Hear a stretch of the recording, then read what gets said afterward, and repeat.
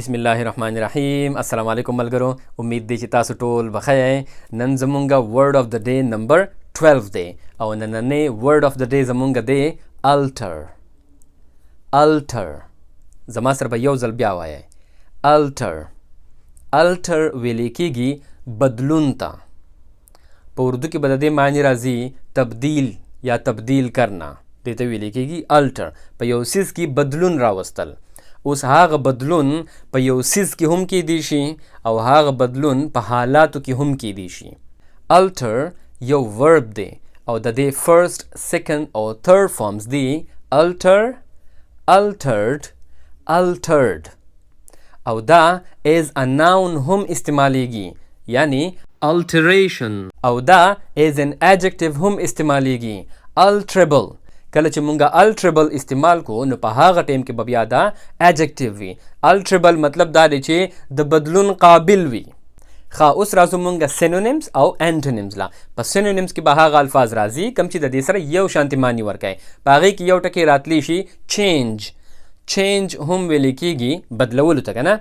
خو دلته کې به صرف دا یو پوینټ یاد ساتئ او ډېر ضروري پوینټ دی. الټر هغې ته ویل کېږي کله چې مونږ په یو څیز کې تبدیلي راولو، یعنی یو څیز یو شانتي او مونږ یې لږ بدل کو، په هغې کې مونږ تبدیلي راولو. یا حالات یو شانتي وي او مونږ هغه حالاتو کې تبدیلي راولو، هغې ته خو چینج هم ویل کېږي. خو چینج په یو سینس کې بل څیز ته هم ویل کېږي.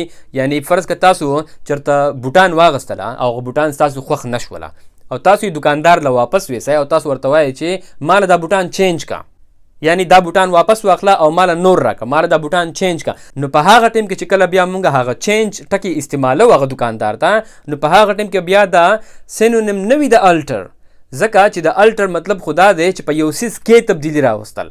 نو ته خو هغه بوټان هغه ته واپس ورکړي او ته ورته وایې چې ماله نور راکه، په هغه ټیم کې بیا دا سینونیم نشو.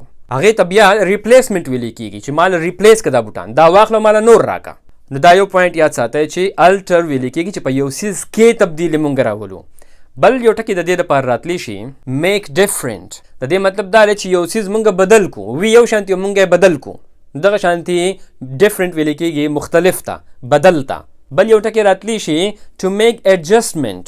د دې مطلب دا دی چې مونږ په یو څیز کې ایډجسټمنټ راولو، یعنی یو څیز داسې وي مثال په طور مونږ یې داسې کو، مونږ یې ایډجسټ کو، مونږ د هغې سمون راولو، سمون ورته په پښتو کې وایي. نو دغه شانتي دا هم د دې سینونیم دی. یا بل ټکی راتلی شي ماډیفای. ماډیفای دې ته ویل کېږي چې یو څیز یو شانتي وي او مونږ د هغې نه بل څیز جوړ کو. یا یو ټکی راتلی شي ریفارم. ریفارم ویل کېږي اصلاح کولو ته. تاسو به اکثر په خبرونو کې یا په سیاست کې به دا خبرې اورئ که نه چې زمونږ د دې اصلاح پکار ده، هغې ته ویل کېږي ریفارم، او په پښتو کې هغې ته ویل کېږي سمون. تاسو به اکثر اورېدلی وي کله چې موږ د دین او د اسلام خبرې کوو یا موږ د تبلیغ خبرې کوو نو موږ وایو چې موږ د خپل ځان اصلاح پکار ده، موږ له ریفارم پکار دی، یعنی موږ له په خپل ځان کې تبدیلي راوستل پکار دي، موږ له په خپل اعمالو کې بدلاو راوستل پکار دي. نو دغه شانتي دا هم د هغې سینونیم دی. یا دغه شانتي ریشیپ، یعنی بیا یو څیز له بل شکل ورکول. یا ریډیزاین، یو څیز ریډیزاین کول، یو څیز له بیا بل ډیزاین ورکول. او دغه شانتي ری ارګنایز، یو څیز مونږ واپس ارګنایز کو، مونږ منظم کو یو څیز، نو هغې ته ری ارګنایز ویل کېږي. یا زمونږ سره اخیری بل ټکی دی ټرانسفارم. ټرانسفارم ویل کېږي بدلولو ته.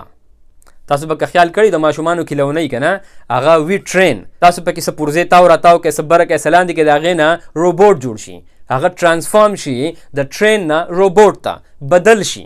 نو دغه شانتي دې ته ویل کېږي ټرانسفارم. نو دا ټول ټکي د دې الټر سینونیمز دي. اوس راځو انټونیمز له. په انټونیمز کې به هغه الفاظ راځي کوم چې د دې اپوزیټ معنی ورکوي. په هغې کې یو ټکی راتلی شي فکس.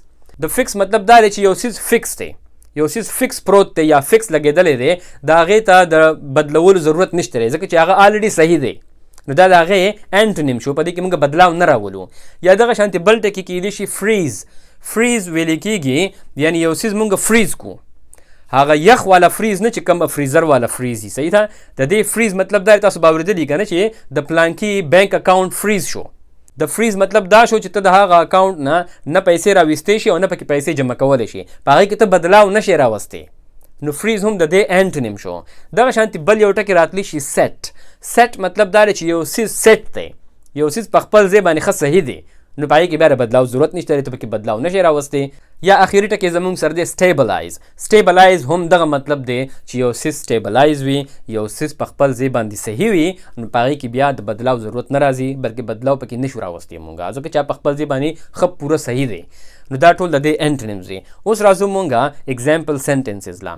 تاسو ته ما د دې ټکي په ډیفینیشن کې ویلی و چې مونږ کله په یو سیز کې تبدیلی راولو. نو اوس هغه سیز تاسو به الټریشن ټکي تاسو اوریدلی اکثر چې تاسو کله درزی له لاړ شئ او ټیلر تاسو له کوټ جوړ کیا د کمیس جوړ کیا د پرتوک جوړ کیا واغې د غټ جوړ کړی وي وګد وی پتا باندې نو ته ورله واپس ویسی ته وته چې د الټریشن کا مطلب دا چې د دین سزې کټ کا او وړو کې کدا ته په دې کې تبدیلی راولا. فرض که تاسو یو سنټنس وایي چې the tailor made my suit too long so he had to alter it.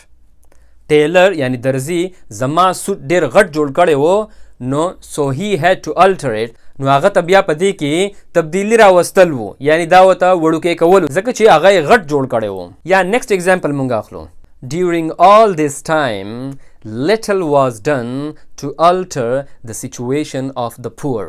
د دې ټول وخت په دوران کې little was done لږ شانتي کار شوی و little was done to alter the situation of the poor چې د غریب حالت بدل کړی شي یعنی په دې دومره وخت کې د غریب د حالت بدل کړیدو دپاره ډېر لږ کار شوی و نو دغه شانتي تاسو alter استعمالولی شئ. بل یو اگزامپل. It was back in 2002 that the shape of the business began to alter. دا په تیر شوي وخت کې په 2002 کې داسې چل شوی و چې د بزنس شکل بدل کړیدل شروع شوي وو. لاست اگزامپل. The thickness of a ring will alter its fit. یعنی یو رنګ دی او د هغې سایز غټ دی. تاسو که خیال کړئ تاسو چې جیولر له ویسئ نو هغه والا هغه پټه لږه ډبله کړي یا پکې تار تاو کړي نو هغه نوره ډبله کړي. سو د thickness of a ring یو رنګ غټول یا د هغې ډبلوالی راوستل will alter its fit نو هغه به د دې فټ کېدل بدل کړي یعنی سایز به وړوکی شي په دې کې به بدلاو راشي. نو دغه شانتي دا مونږه استعمالولو شو د سیزونو د بدلاو دپاره هم او د حالاتو د بدلاو دپاره هم. زما امید دی چې تاسو په دې ټکي باندې پوه شوي یئ. انشاءالله په نیکسټ لیسن کې به بیا میلاویږو. لایک او شیر د نه هیر نشي او ټول زمونږ د یوټیوب چینل خامخا سبسکرایب کړئ. ټول د خپل ځان ډېر خیال ساتئ. د الله په امان.